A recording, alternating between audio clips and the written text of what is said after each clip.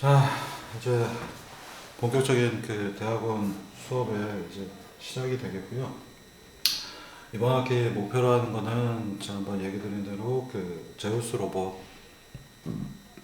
우리가 기증받은 제우스 로봇을 전체를 모델링을 해보겠고요. 그 다음에 지난번 얘기 드린 대로 뭐 두산, 현대, 한화, 유니버셜 로봇, 그 다음에 최근에 그 어디에요? 레인보우, 레인보우 로봇까지. 그럼 총 몇 종류가 되나? 제우스, 현대, 두산, 한화, 유니버셜 로봇, 그 다음에 레인보우까지 총 6개의 로봇을 전체를 다 모델링을 해보는 거를 이번 학기에 이제 숙제로 던져드리도록 하겠습니다. 그래서 제가 중간중간에 뭐 다음 오늘은 이제 제우스 모델링 하는 걸 좀 얘기를 드리겠고, 그 다음에 오리엔테이션 파트를 다음 주에 다루고, 그리고서는 정말 6개에 대해서 확대를 한번 해보겠고요. 그리고 나서는 이제 델타형 로봇에 대한 것도 산업용에서 많이 쓰이기 때문에 델타형도 모델링해서 이제 자유자재로 움직이는 데까지를 목표로 하고 있습니다. 아마 그렇게 하면 한 달 반? 아마 딱 절반 정도가 아마 그런 부분에 소비가 되지 않을까 싶어요. 조금 뭐 실제로 그 여러분들이 구현해 보는 게 더 의미가 있어서 이제 학교 대학은 좀 다르게 구현 자체에 집중을 좀 많이 하도록 하겠습니다. 그래서 예제는 드리지만 이제 제 마음대로 이리 바꿨다 저리 바꿨다 하면서 이제 괴롭히는 형태로 진행하겠습니다. 그래서 이 6개에다가 델타형 한두 개만 모델링을 해보면은 어디 가서 전혀 꿀리지 않는다. 넌 해봤어? 하면 육자율도 인버스까지 다 풀고 자코비안으로 제어하고 이 정도 하시고, 그리고 옆방에 가서 지금 이 방에 있는 제우스 로봇, 이 자리를 빌어서 또 한 번 얘기 드리지만 제우스의 그 황 전무님에게 사석에서 또 뵙더라도 다시 고맙다고 또 항상 얘기 드립니다만 감사드립니다. 기증받은 로봇이 있으니까 좋은 것 같습니다. 어쨌든 이번 학기에는 이제 협동 로봇도 한 대가 들어올 거라서 협동 로봇도 가지고 모델링 같이 비슷하게 진행하도록 하겠습니다. 그래서 이게 대학원이기 때문에 사실 여러분들이 알아야 되는 지식은 학부 때 이미 거의 다 배우고요. 단지 이제 이걸 실제 로봇에 어떻게 적용하는가 라고 하는 어플라이드 측면에서 응용 파트를 어떻게 여러분들이 열심히 하는가가 메인 주제가 되겠고요. 그리고서는 아직 안 배운 거, 학부 때 오리엔테이션 6자유도 전체를 다 다뤄보지 않았죠. 대부분은 3자유도 위치만 하고 오리엔테이션 파트 3개는 나중에 배워 이렇게 했었는데요. 이제 그 부분까지 다 포함해서 지독하게 이제 문제를 풀어보도록 하겠습니다. 그래서 이거는 뭐 계속 얘기 드리지만 여러분들이 배워야 되는 건 이미 재작년에 다 배웠기 때문에 그걸 확장해서 난이도가 있는 문제들에 적용하는 그런 식으로 보시면 되겠습니다. 그리고 실제 로봇도 한번 움직여 보고요. 자, 그래서 이 로봇 키네마틱 디자인 맨날 주어진 문제만 풀었을 뿐이지 어떤 문제를 여러분들이 설계해가지고 하는 것들은 사실 안 해봤죠. 학부 수업의 단점이기도 하지만 워낙에 이제 배울 게 많다 보니까 빨리빨리 습득해서 전에 다이나믹스까지 다 하다 보면 여러분들이 다 머리가 돌아버렸었는데 이번 수업에서는 이번 학기에 다이나믹스는 다루지 않습니다. 와, 다이나믹스 빼놓고서 자코비안 제어 4학년 때도 배웠습니다만 커티전 스페이스 컨트롤하는 거기까지만 스코프로 잡을 겁니다. 대신에 이제 올해는 델타형이 계획을 지금 하고 있고, 델타형이 하나가 들어가서, 델타형은 뭐냐면은 여러분들이 이미 3D 프린터 때문에 되게 친숙한, 여기 모터 달려 있고 이렇게 생긴 로봇이죠. 그래서 여기 이런 판때기가 있고, 여기에 3개의 모터를 돌리면은 관절들이 이렇게 달려 있어서 얘들이 움직이면서 이 로봇이 이렇게 왔다 갔다 하는 거죠. 저희 델타형은 산업용에서 많이 쓰이기 때문에 요새는 이게 또 3D 프린터에서 많이 쓰이죠. 높이 조절하기가 편하다 보니까. 그래서 이 델타형도 산업계에서 굉장히 많이 쓰이기 때문에 특히 이제 고속으로 움직이기 때문에 이 델타형은 꼭 이번 학기에 다루도록 하겠습니다. 그래서 작년에도 제가 얘기했지만 모 학생이 너는 회사 가서 뭐 하냐 했더니 델타형 만든다고 해서 너는 다시 오게 될 거야. 여러분들 잘 아는 임모 학생이 되겠습니다. 그래서 델타형도 아마 다르게 될 거고요. 그때쯤에는 이제 임모 학생이 다시 온다고 하지 않을까. 하여간 잡설이고요. 그래서 이제 실제 로봇이 있는데 이제 그 로봇에 맞춰서 문제를 풀어보는 능력을 키워보도록 하겠습니다. 그래서 이게 필요한 이유는 사실 지난번에도 다 얘기했지만 원래 산업용 로봇을 탁 사면 2천만 원, 3천만 원대 주고 탁 사면 거기에 키네마틱스도 다 풀려 있고 제어도 잘 되고 있는데 왜 내가 이걸 또 풀어야 되는가? 바로 툴 때문에 그렇습니다. 툴을 이상한 거를 만들어서 거기 붙이는 순간 TCP라고 얘기하는 그 부분도 나중에 얘기하겠지만 툴 센터 포지션을 맞추는 거 가지고 해결이 안 되는 경우가 있어서 여러분들이 키네마틱스를 다시 풀어야 되는 경우가 실제로 있지만 많은 업체에서는 어렵게 생각해서 이제 안 푸는 거죠. 근데 우리 수업은 학부 때부터 심벌링 연산으로 풀게 되어 있기 때문에 여러분들이 키네마틱스 나부랭이 정도는 2시간에 한 대 정도는 해결할 수 있는, 물론 이제 까먹었겠죠. 그래서 학부 수업도 다시 한번 참고를 하겠지만 어쨌든 여러분들한테 독하게 가르쳤기 때문에 독하게 할 수 있을 거라 생각합니다. 자, 그래서 키네마틱 디자인으로 갈 거고요. 바로 이 제우스 제로 로봇, 다시 한번 얘기하지만 참 기증을 해줘서 고마운 회사입니다. 나중에 제우스랑도 제우스 쪽에도 한두 명 정도 학생을 잘 키워서 보내면 좋을 것 같습니다.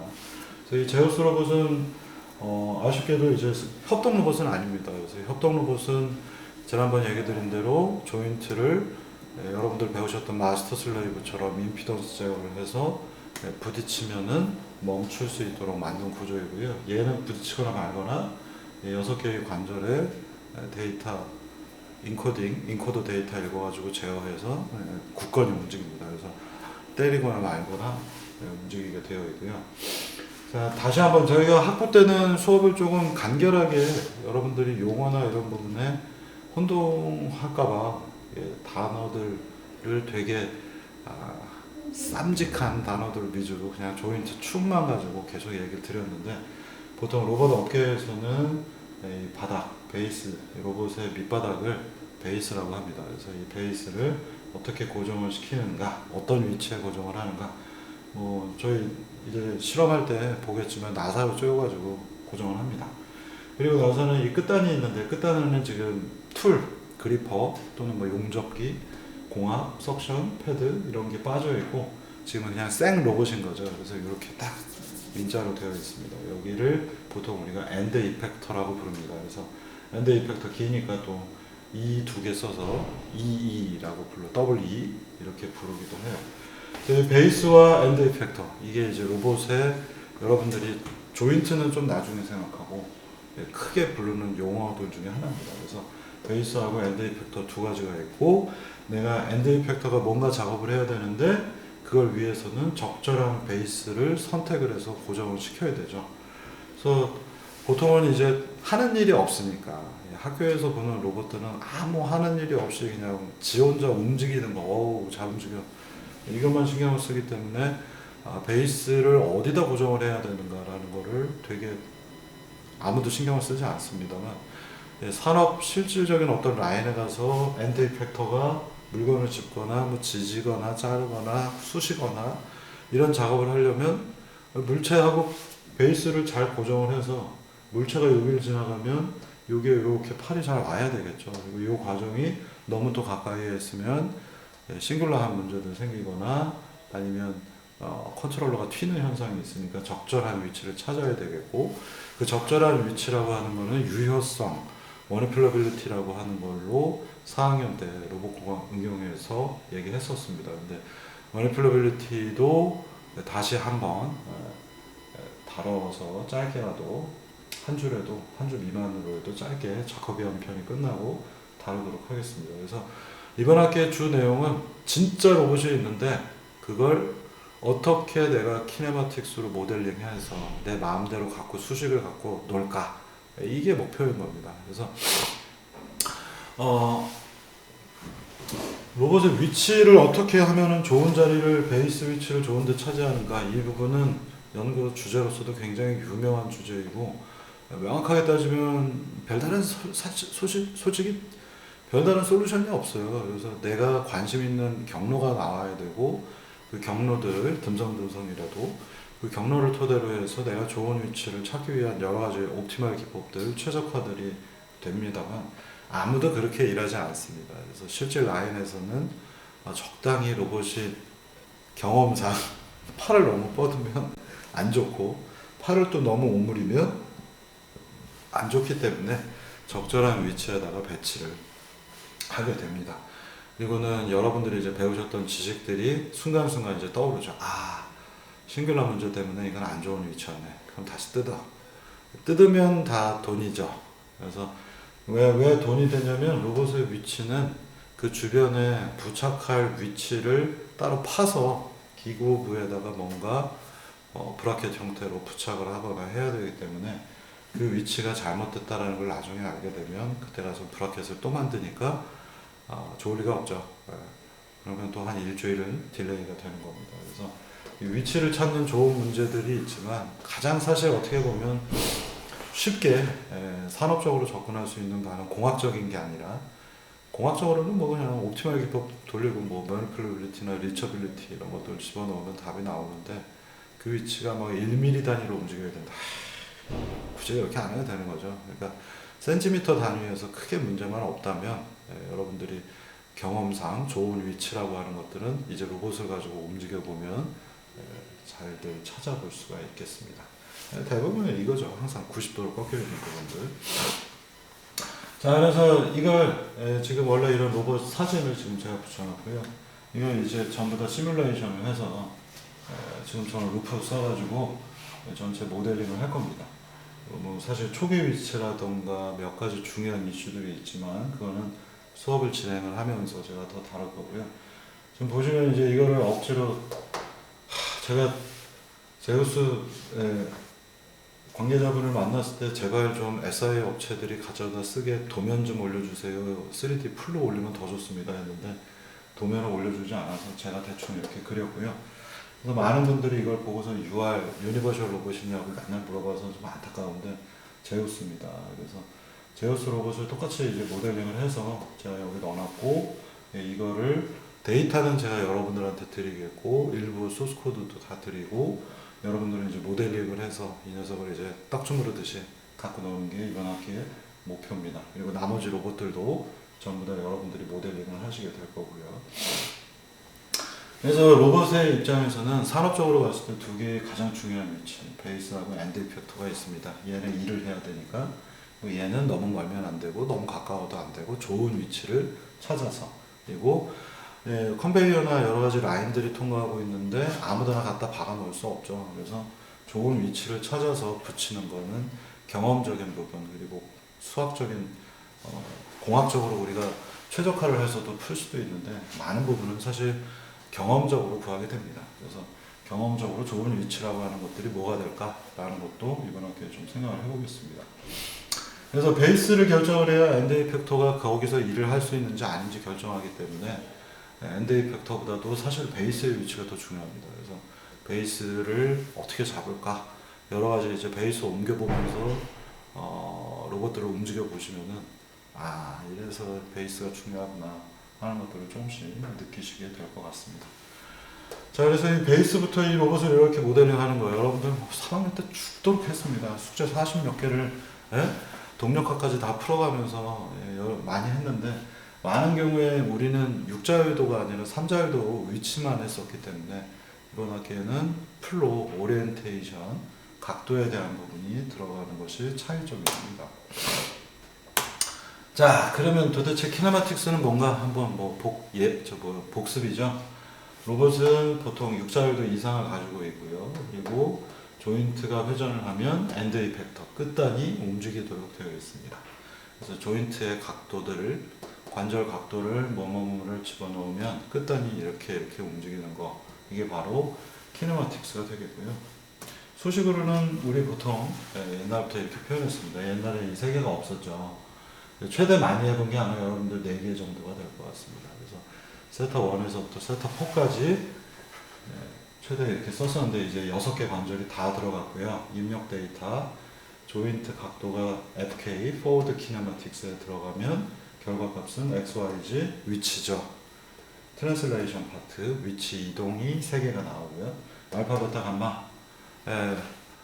알파, 베타, 감마와 롤 피치 요 2가지가 있는데 보통 롤 피치 요를 많이 씁니다. 근데 제 수업에서는 알파, 베타, 감마라는 표현을 많이 쓰고요. 알파, 베타, 감마는 거꾸로 롤 피치 요에 해당하겠습니다. 그래서 알파, 베타, 감마와 롤이 똑같고요. 베타와 피치가 같고 알파와 롤 피치 요가 같습니다. 그래서 롤 피치 요로 표현하면 XYZ 요 피치 롤로 현재 구성이 되어 있습니다. 왜 알파, 베타, 감마라는 걸 자꾸 쓰냐면요. 이게 철저하게 프로그램 때문에 그렇습니다. 여러분들 대부분의 숙제들이 프로그램들을 짜게 되어 있는데 변수명을 저는 길게 잡는 걸 좋아하지 않아서 X, Y, Z 알파, 베타, 감마는 변수명을 잡을 수가 없으니까 A, B, R로 표현하거든요. 그러면 A, B, R 이게 롤 피치 요로 하게 되면 어떤 일이 벌어지나요? 롤 X, Y, Z 롤 피치 요 약으로 치면 R, P, Y죠.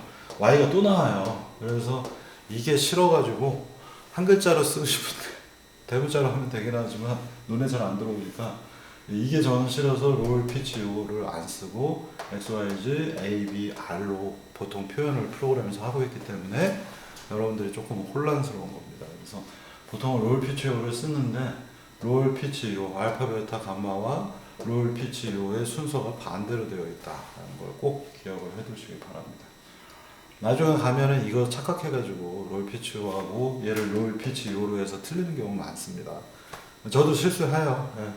그래서 롤 피치 요면 좋은데 알파, 베타, 감마로 표현하면서 한 글자 표현하려고 이런 고생했을 이거 뭐 잡다구리 한 얘기가 되겠고요.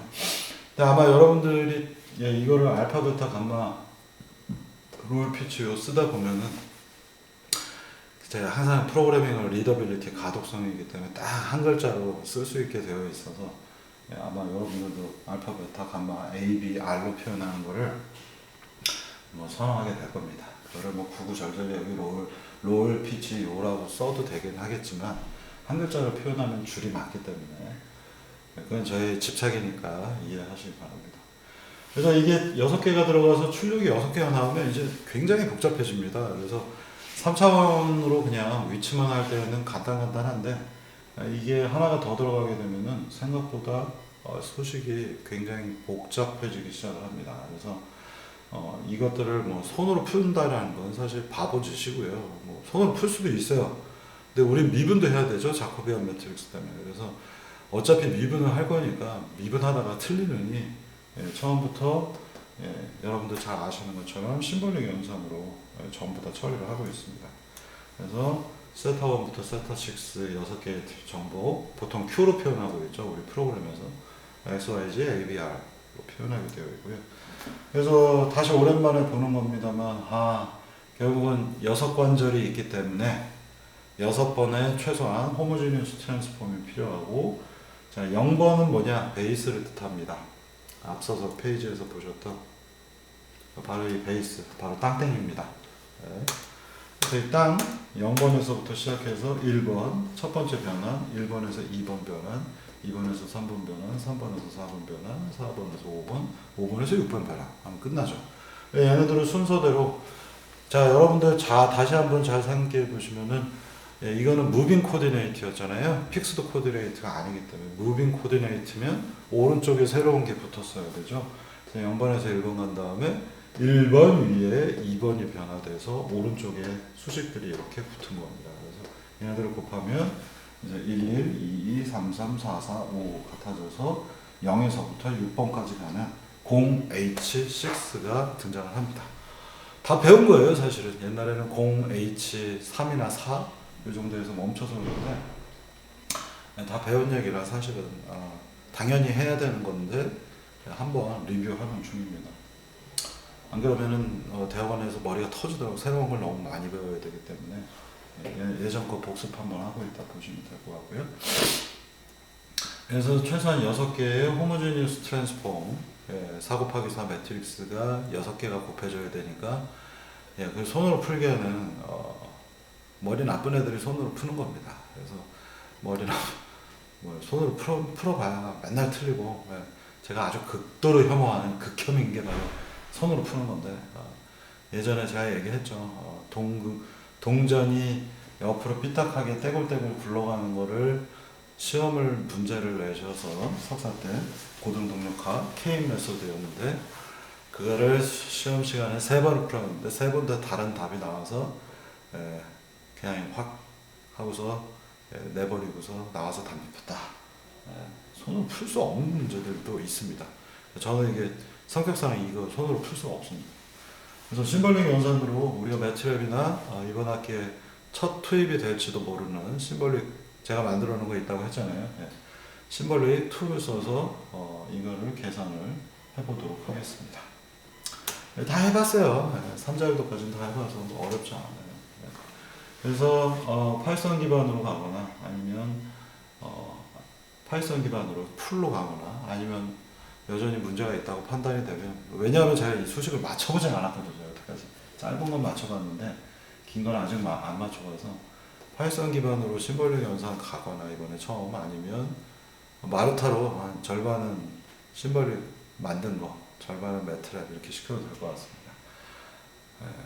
그래서 이런 과정들이 여러 개의 숙제들로 아마 나올 것 같습니다. 그래서 뭐 이건 다 여러분들 알고 있는 루프 프로그램에서 돌려가지고 아마 테스트 해보시면 될 것 같고요. 심벌링은 계속 얘기드리는 대로 매트랩 아니면은 파이썬 기반 루프 시스템에서 이제 하게 될 것 같습니다.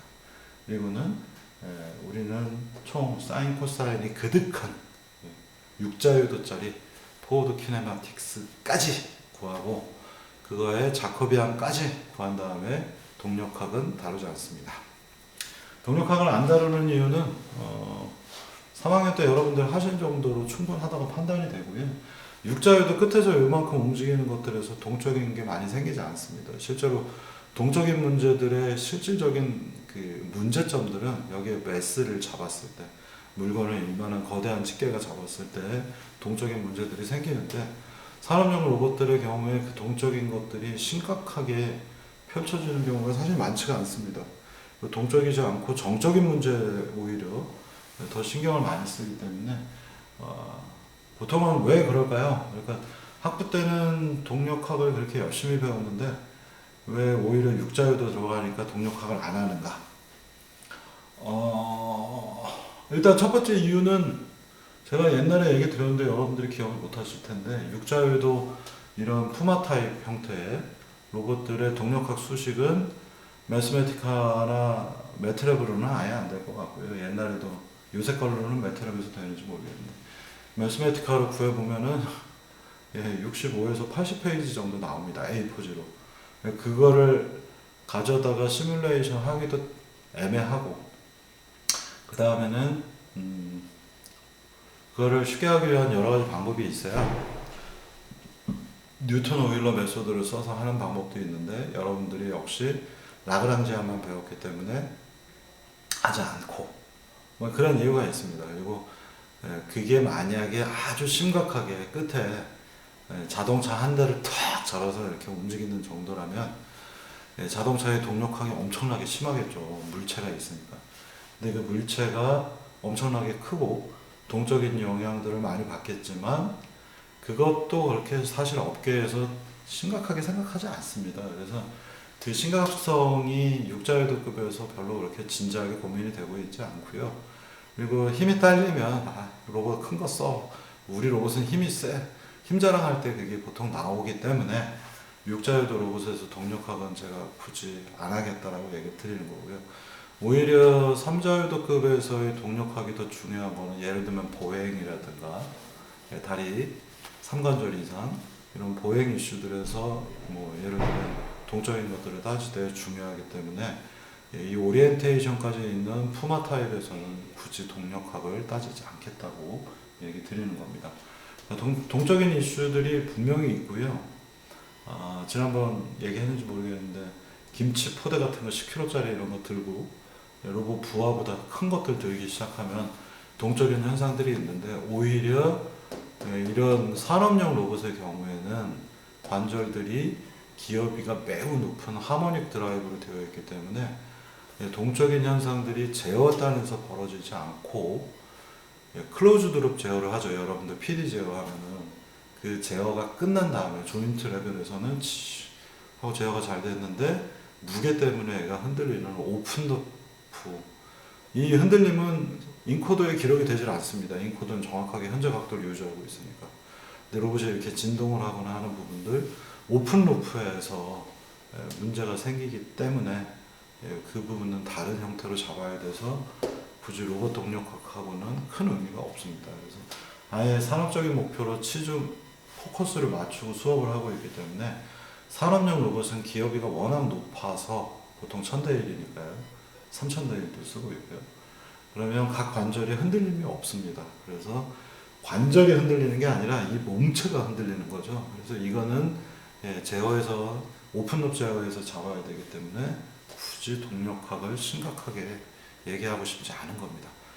그 다음에는 동력학 육자열들 여기서 얘기하면 그분은 나사에 취직을 해야 됩니다. 그래서 나사에 취직을 해서 대형 긴 로봇들, 저기 지금 ISS에 있는 그 캐나다함 같은 그런 데서는 동력학이 심각한 문제가 되는데 산업용 로봇에서는 동력학이 심각하지 않습니다. 그래서 무슨 보행 로봇이나 있다거나 만들 때나 동력학이 영향을 주기 때문에 산업용 로봇에서는 동력학은 따로 다루지 않겠습니다. 얼마나 좋아요. 숙제도 쉽죠. 네. 안 그러면 80페이지 돌려야 되는데 80페이지짜리 동력학 수식을 보고 있으면 할 말이 없습니다. 그러니까 파이썬에다 그걸 카피해서 붙이면요 80페이지가 나오는 60에서 80페이지가 나오면 코드가 보이지도 않고요 뻥날 겁니다. 저 루프에서는 에디터에서 뻥날지도 모르겠네요. 자 그러면요 이제 다 아는 얘기지만 한번 정리해서 포워드 키네마틱스 FK, 인버스 키네마틱스 IK 얘기하겠습니다. 다 아는 얘기고요. 조인트 값을 넣으면 포워드 키네마틱스에서는 끝단 엔드 이펙터의 위치와 오리엔테이션이 나오는 거고요. 그래서 여기선 지금 조인트가 여기 하나 노란색 두 개니까 관절 값도 세타 1, 세타 2 넣으면 여기 있는 세타 벡터로 지금 표현되어 있는데 세타 1, 2를 넣으면 XY 끝단의 위치가 결정이 납니다. 인버스는 잘 알고 계시는 대로 순서를 바꿔서 끝단의 위치, 엔드 이펙터, XY를 넣으면 각도 세타 1, 2가 등장하는 걸 얘기합니다. 그래서 보통 FK, IK 이렇게 표현하고 있고요. 자, 그러면 이제 이번 학기에 꼴은 뭐냐 계속해서 얘기 드리지만 바로 이겁니다. 그래서 아까 보셨던 것처럼 제우스 로봇 로봇의 이름은 품명은 제로 로봇입니다. 이 녀석을 제가 3D 데이터를 만들어 놨고요. 이 녀석을 여러분들이 전부 다 모델링을 해서 끝단이 어떻게 움직이는가를 모델링을 해보게 될 거고요.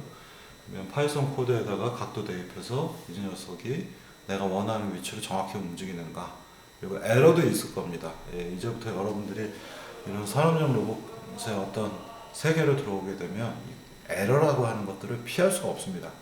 근데 뭐 파이썬의 뭐 문제이기도 하지만 어쨌든 수치 시뮬레이션에서도 완벽하게 0으로 하면 0으로 가지 못하고 예를 들면은 0.000001 이런 식으로 에러가 존재하죠. 그래서 이 에러라고 하는 부분들을 어떻게 처리할지 그런 부분들도 좀 다뤄보겠고, 시간이 되면 이번 학기에 보정 관련된 것도 좀 다뤄보겠습니다. 여기에 이렇게 갖다 탁 하고 시뮬레이션에서는 좌표에 000에다 붙여놓으면 베이스의 위치가 정확히 000이죠. 근데 실제 산업용 어떤 라인에서 내가 위치를 요 끝에 여기에 10cm 간 다음에 5cm 가게 해서 거기다가 고정을 해야지. 고정을 해보시면 어떨까요? 오차가 있습니다. 그래서 그 오차가 있기 때문에 엔드 이펙터가 베이스의 위치가 오차가 있으면 엔드 이펙터의 위치도 오차가 있죠. 그래서 이 오차를 보정하는 것들이 실제 문제들에서는 되게 중요합니다. 그래서 오차 보정을 하기 위한 방법도 시간이 되면 이번 학기에 다루도록 하겠습니다. 만약 시간이 안 되면 이 부분은 나중에 파지 할 때, 파지 쪽 할 때에 그때는 뭐 스캐너도 아마 배웠을 테니까 그걸 가지고 오차를 보정하는 방법들 이런 부분도 다뤄보도록 하겠고요. 1차적으로는 여러분들이 학교에서 했던 거 재탕입니다. 미안한 얘기지만 어쨌든 오리엔테이션이 들어간다는 거 외에는 재탕이에요. 이거 뭐 열라했죠. 호모지니어스 트랜스폼, 심볼릭 연산, 시뮬레이션 이 3박자를 해보는 것이 이번 학기의 절반 정도의 목표가 되겠습니다. 다 아는 얘기죠. 우리 진짜 빡세게 가르쳤구나. 3학년 때 다 배웠어요. 네. 자, 그러면 이제 이 예제가 있습니다. 그래서 예제 폴더 이름을 뭘로 할까? 항상 제가 이걸 가지고 굉장히 오랜 시간을 고민을 항상 하는데 여러분들은 모르겠지만 이번 학기의 코드명은 코봇으로 되겠습니다. 그래서 협동 로봇으로 굳이 다루진 않지만 뭐 뒤에서 모델링을 해보겠지만 코봇을 이번 학기 코드명으로 하도록 하겠습니다. 그래서 EX 밑에 코봇 가셔 보시면 01하고 02를 제가 넣어놓을 거고요.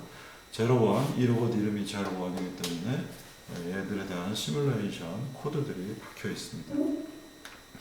자, 이거 그냥 조인트만 움직이는 거고요. 이 로봇에 대해서 좀 여러분들이 눈으로 보면 쉽게 또 이해가 되는데 좀 지나고 나면 또 기억이 안 나요. 그래서 조인트 1이 이렇게 정의가 되어 있고요. 조인트 2는 어디 있는가? 바로 이 부분입니다. 그래서 얘가 이렇게 움직입니다. 제가 밑에서 타이핑으로 쳐서 놓고 있어서 느릿느릿 쳐놓고 있는 중입니다. 조인트 3는 어딘가 이제 좀 여기 확대해서 보여주거든요. 네, 이 부분이 이렇게 움직인다는 얘기입니다. 자, 그러면 조인트 3는 어디냐? 예상하신 대로 엘보우 파트 이 부분이 되겠습니다. 쉽죠? 네, 여기까지는 이제 직관적으로 이해하시기가 쉽습니다. 이게 대부분의 푸마 타임 로봇들하고 같기 때문에 또 친절하게 옆에서 돌려줬네. 네, 옆에로 이렇게 왔다 갔다 하는 겁니다. 움직여. 또 와. 다시 와. 예, 음성인식. 자, 이제부터 문제가 되는 건 바로 여러분들이 여태까지 안 배웠던 각도 부분, 오리엔테이션 부분을 어떻게 설계하는가. 이제 보십시오. 이 로봇은 안타깝게도 아주 전형적인 푸마의 손목만 이렇게 삼자유도 들어간 로봇은 아닙니다. 옵셋이 있는 파이퍼 논문에서 싫어하는 이 파이퍼 논문도 나중에 얘기하겠지만 파이퍼라는 양반이 옛날에 축이 세 개의 축이 평행하거나 아니면 세 개의 축이 직교로 교차를 하게 되면 인버스를 풀 수 있다라고 정의가 되어 있는데 아쉽게도 이 로봇은 파이퍼 이론에 따라서 세 개의 축이 마지막 지금까지 세 개 말고요. 이제부터 나올 세 개의 축이 서로 직교를 하질 않습니다. 옵셋이 있어서 문제가 풀기가 인버스를 손으로 푼다라는 건 사실 불가능합니다. 누군가가 뭐 수학 천재가 나타나서 뭐 손으로 풀어도 별 의미는 없습니다. 뭐 그건 그냥 미친 짓이라고 생각하고요. 자, 그럼 이제 조인트 4가 어디 있는지 보겠어요. 여기가 조인트 3였잖아요. 조인트 4가 어디냐면 이 부분입니다. 예. 요 축이 요쪽 축으로 돌니까 얘가 이렇게 움직이는 거죠.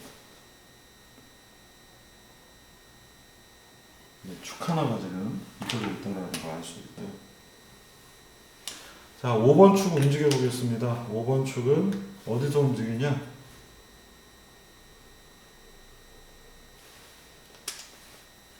잘 안 보일 수도 있어서 확대하나? 요건 여기서 멈출게요. 그래서 방금 전에 4번 축이 여기 있었고요. 5번 축이 이렇게 됩니다. 그래서 두 개의 축이 교차를 하고 있죠. 여기까지는 좋습니다. 자, 그런데 6번 축은 어디 있는가? 마지막 보시면은 생뚱맞게 여기에 있습니다. 이 녀석이 마치 사람 눈처럼 이렇게 지금 회전하고 있는 거 보이시나요? 네. 그래서 또 다른 축이 여기에 붙어 있어요.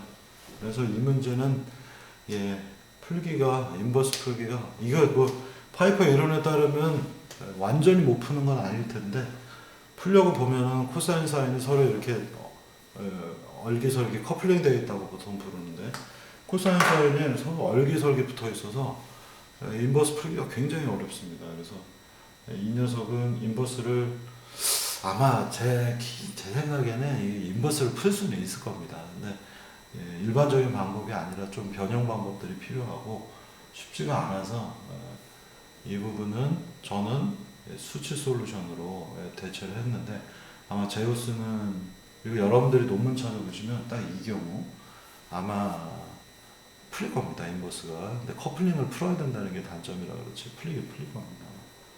근데 어쨌든 이걸 풀려고 그러면 짜증이 폭발합니다. 수식 보시면 이제 미쳐버릴 겁니다. 자, 여기서 잠깐 끊을게요.